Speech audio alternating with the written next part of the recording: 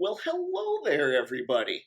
'Tis I, Dave Murray, the big guy at Mayniax Branding, and today I'm going to talk about a subject that I generally consider taboo when it comes to branding, and I'll tell you why. It's because whenever I get in the subject or on the subject of this particular thing, everybody assumes that by having this thing done, their brand is complete.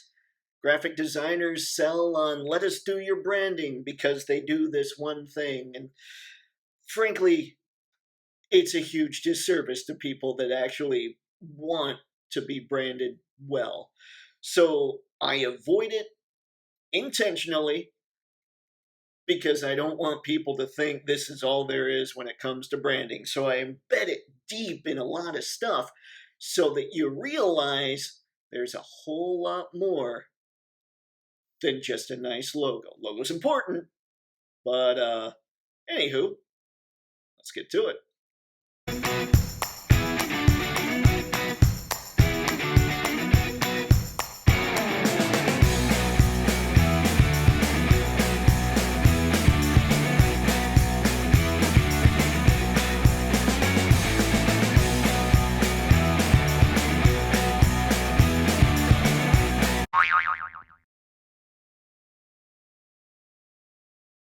All right.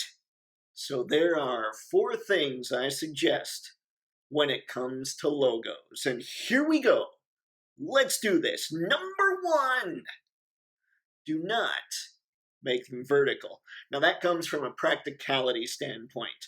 You're working on your website or you're designing your business cards or whatever, and suddenly there's just a whole lot of space that you have left over. Let's say website in particular, you've got your designer working on the site and you realize that at the very top of the site where the logo usually goes, because it's a vertical logo, you're going to end up with a lot more white space across the top, or you're going to end up with a tiny logo, so there's not so much white space. Now, I'm a designer. White space isn't a bad thing, but it's going to almost look unintentionally bad if you do that. There's also the idea that our eyes are set up horizontally. So I would say a square's okay. I would say horizontal is probably pretty good. I would say horizontal is my preference, but a square is probably fine too. Just don't go vertical on this bad boy. All right, let's get to numero dos. All right, and the second logo tip I have for you, keep it simple. There was a font a couple years ago that would show up. It was a script font, and it would show up on memes like that were flowery and nice and sweet, and you'd see it on the inspirational type stuff, and it drove me crazy. It was a pretty font, but it jumbled around enough where you couldn't always make out what the letters said. And it drove me crazy on memes, and it drives me even more crazy because now I'm out and about and I've seen it on logos, and I just kind of shake my head because who would do that to themselves or their business? Makes me sad. So, yeah, basically, if somebody has to squint to see what your logo says, what the name of your company is, or there's just all kinds of crazy colors all through it and it's just confusing, you don't want that. You want something simple because the simpler it is, the better chance you have of making it stick in somebody's head. That's why the Mayniax branding logo has just a big red rectangle in the background with huge chunky letters and ginormous googly eyes on the front of it. It's simple, people can read it, which is a much bigger deal than you might think. Okay, on to number three.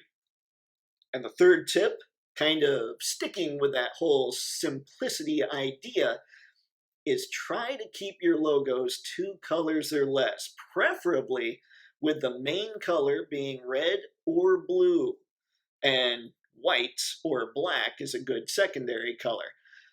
Yeah, that's why the Mayniax logo is the way it is. Now the reason for that is simple eye science.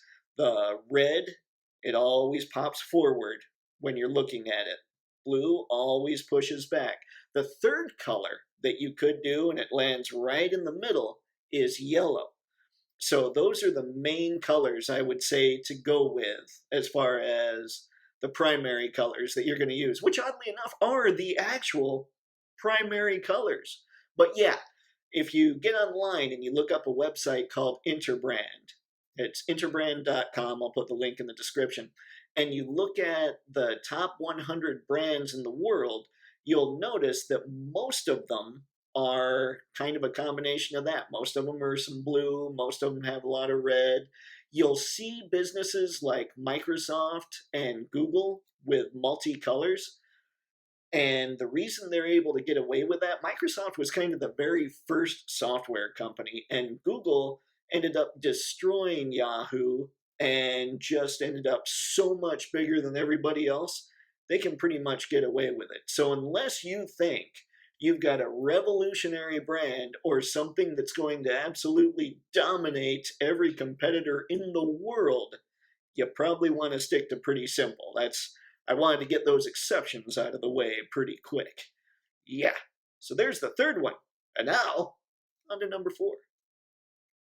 All right, number 4, if there's anything the Rona has taught us, kids, it's that it's a digital world out there. And so something you need to keep in mind when you're designing your logo is the icon that you're going to be able to use all over the internet. If you get online, for instance, and you look up several of the social media pages for Mayniax branding, you'll notice not the whole logo is in the little icons, it's just the googly eyes. That was done on purpose because I wanted to make sure there was something really simple for people to see. We could have designed it so that the whole logo was in those icons, but it would be a tiny logo and nobody would be able to read it. Especially, I just recently talked about putting the favicon on the Mayniax branding website. If I tried to fit the entire logo on there, it would just look like a blur. Right now, the favicon is just the red square with the white googly eyes on it. And for those who don't know, the favicon is when you have a tab open, it's the little symbol up there showing what website you're on, not the actual whatever.com, but just the little tiny picture. That's what the favicon is. So that's why you want to make sure and design a logo with an icon, because it's a digital world, folks. And that's pretty much where you're going to want to hang out. Unless you're a restaurant, but even if you're a restaurant, if you want any kind of social media presence, design with an icon in mind. So there you go, folks. Those were 4 tips that I think will help you quite a bit when it comes to designing your logo. So hey, drop them in the comments. If you've got a logo that you're proud of, or if you've got one you're not so sure about, drop them in the comments wherever you're checking this out. Except I don't know that you can on YouTube. Don't worry, I posted on Facebook and LinkedIn too. So you can find me on LinkedIn at, linkedin.com/thebigguy, or just look up Dave Murray. You'll find me either way. So yeah, let's check it out. You'll see the video, comment with your logo, comment with a link to your logo so we can all check it out. Maybe leave some comments, try and help you in that way. So if you're having trouble, you can ask questions, all that good stuff. I'm here to help. It's what I like to do for the SIBOs. It's still there. Yay, SIBOs. So you know the drill. Like, comment, follow, subscribe, share, do all that stuff. And if you're looking to actually get your brand built, check out Mayniax Branding on patreon.com, where I'm actually putting up right now about a lesson a week on how to actually build this thing so you're not spending tens of thousands of dollars to make it happen.